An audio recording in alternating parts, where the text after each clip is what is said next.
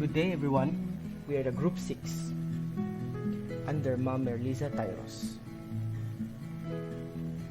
On this day, we're going to talk about Dr. Rizal's romantic interlude in Japan. One of the happiest interludes of Dr. Rizal was his sojourn on Japan, which lasted for 1.5 months. On February 28, 1898, early in the morning, Rizal arrived in Yokohama. He registered at the Grand Hotel, which he stayed from March 2 to March 7.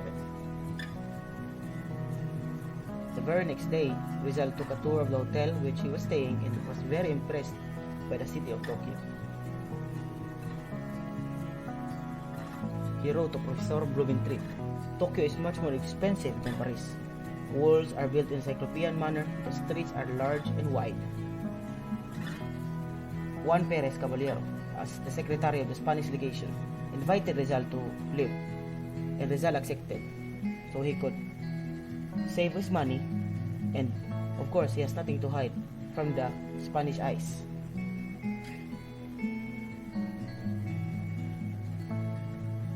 Rizal was embarrassed for not speaking Nihongo well, even though people said he looked like one. So he learned it in a few days, being a born linguistic, using all kinds of materials such as kabuki, arts, music, and self-defense. He also visited the charming villages of Nikko, Hakone, Miyanoshita, Meguro, and etc. for his learning quest of the language of Nihongo. Rizal was fascinated and impressed by all things in Japan, such as beauty of the nature, cleanliness of the land, picturesque of dresses, and simple charm of the women, less poverty and less crime, which is scarce in the Philippines.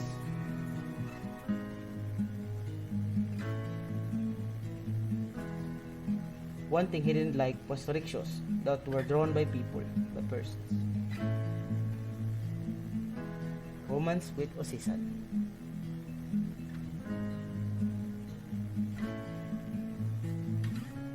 The romance of Dr. Rizal and Osisan was brief but full of intimacy and love, which they cherished to the very end of their time together. Osisan was impressed by the gallantry Dr. Rizal showed and was amused by the halting Japanese Dr. Rizal spoke. Dr. Rizal fell in love with Osisan because of her ideal characteristics, which are beauty, charm, modesty, and intelligence. They fell in love with each other so hard that they saw each other every day to visit parks and museums. It almost tempted Rizal to stay at Japan for good.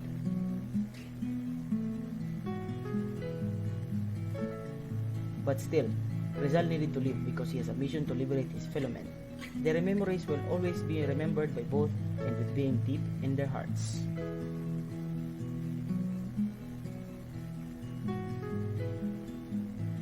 April 13, 1888, Rizal left Japan and boarded the Belgic, an English steamer, at Yokohama bound for the United States.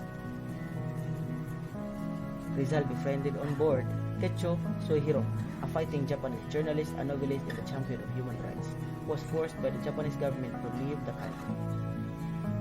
April 13 to December 1, 18 months, they were friends. December 1, 1888, after a last warm handshake and bidding each other goodbye, Rizal and Techo parted ways, never to meet again. And that's all. Thanks for watching.